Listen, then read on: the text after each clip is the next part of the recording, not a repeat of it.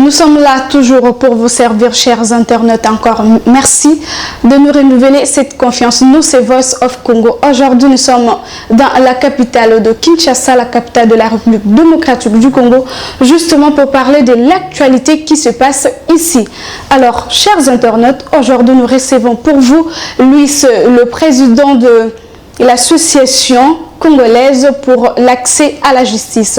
Il s'appelle M. Georges Kapiamba, à qui nous disons déjà bonjour et bienvenue. Bonjour, madame. M. Georges Kapiamba, nous avons eu à suivre dans les informations qu'il y a 15 millions de dollars disparus au niveau de la présidence en tant que Congolais.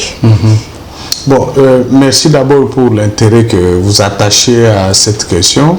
Et en tant que média, vous ne pouvez que le faire aussi pour permettre aux Congolaises et Congolais qui vous suivent d'être informés sur l'évolution de leurs affaires. Oui. Parce que l'argent du pays, c'est l'argent des Congolaises et des Congolais.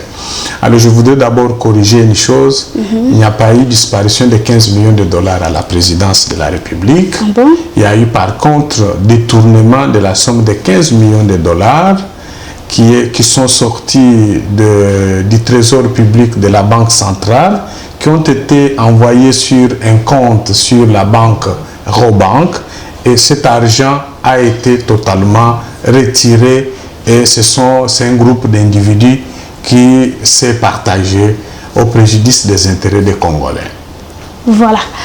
Disparition, il y a eu détournement, vous venez de le dire. Sûr. Et les détournements, qu'est-ce que c'est dit à quoi? Une mauvaise foi ou comment? Oui, c'est-à-dire que ça veut tout simplement dire que l'argent qui devait servir à financer ou à appuyer certaines œuvres à caractère d'intérêt général, cet argent a été sorti du compte général du trésor public de la Banque centrale pour se retrouver sur un compte appelé le compte du comité de suivi des produits pétroliers.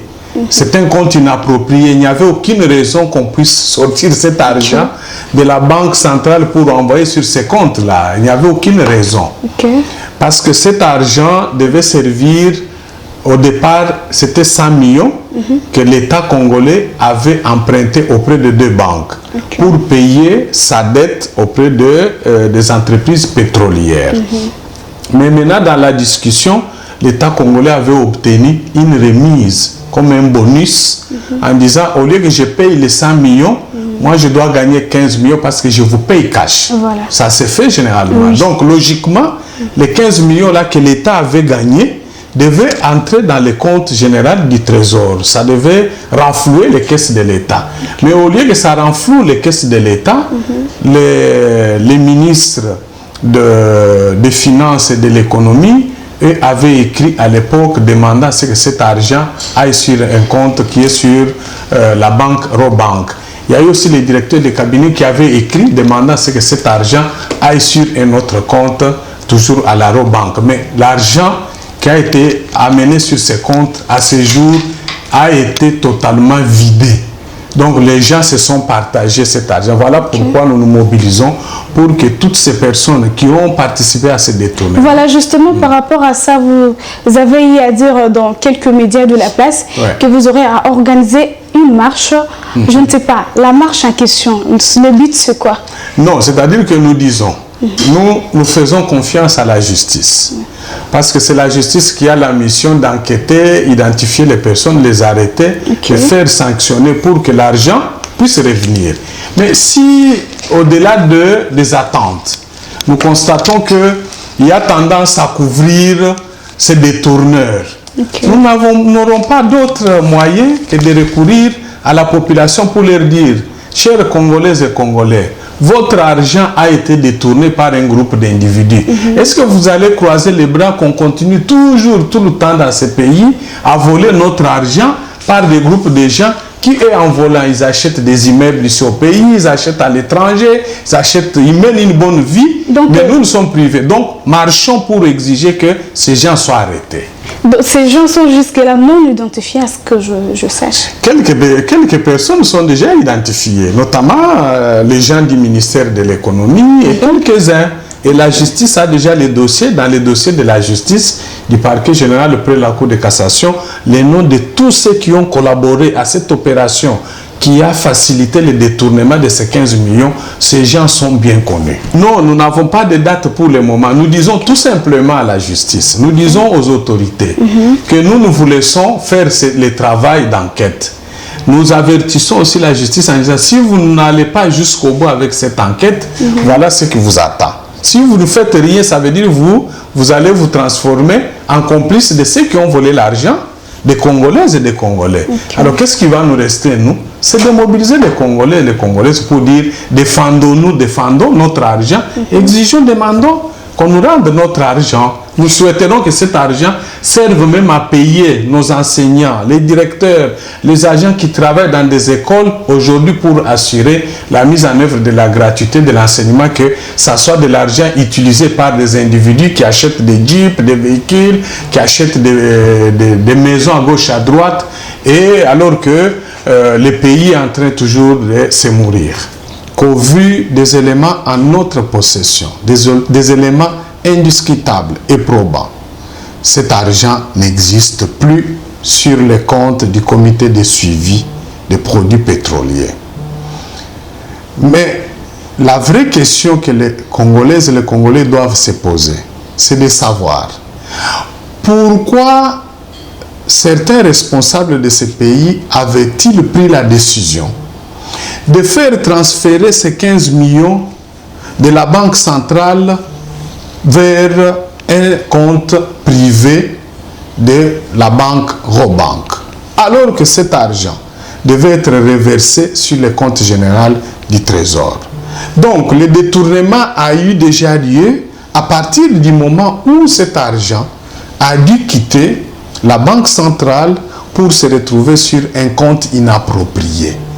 Et enfin, je termine par renseigner les uns et les autres que contrairement à ce qu'on a raconté, cet argent ne devait pas profiter aux membres du comité de suivi. Mais les membres du comité de suivi avaient besoin de cet argent pour quelle raison? Parce que ces membres-là, pour le travail qu'ils font, les réunions qu'ils tiennent, les suivis des prix des produits pétroliers et l'ensemble des questions liées à ces produits stratégiques, ils sont payés, ils ont des perdièmes que l'État leur paye. Et d'où proviennent ces perdièmes? Ça provient de la perception de 7 $ par mètre cube à la pompe.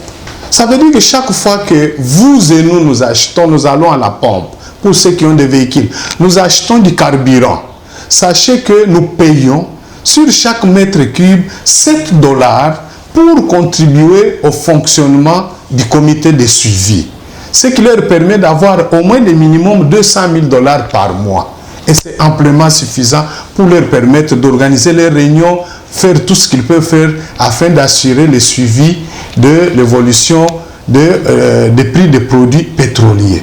Donc il n'y avait aucune raison pour que les 15 millions de dollars qui étaient une décote, une remise sur la dette, qui aurait dû rentrer dans les comptes généraux du Trésor pour servir à d'autres besoins de l'État, que cet argent puisse quitter la Banque centrale et se retrouver sur les comptes de la Robank.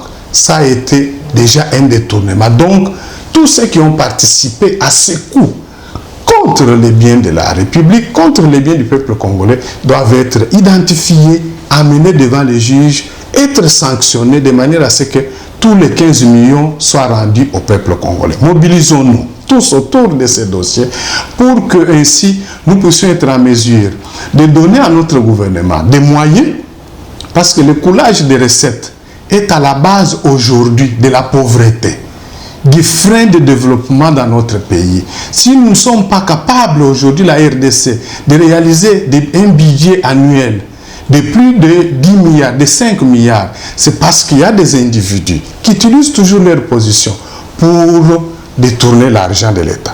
Mettons-nous debout, combattons les détournements, combattons la corruption, combattons l'enrichissement illicite. C'est de cette manière-là que nous pourrons remettre ce pays debout et ainsi donner du bonheur à toutes les Congolaises, à tous les Congolais.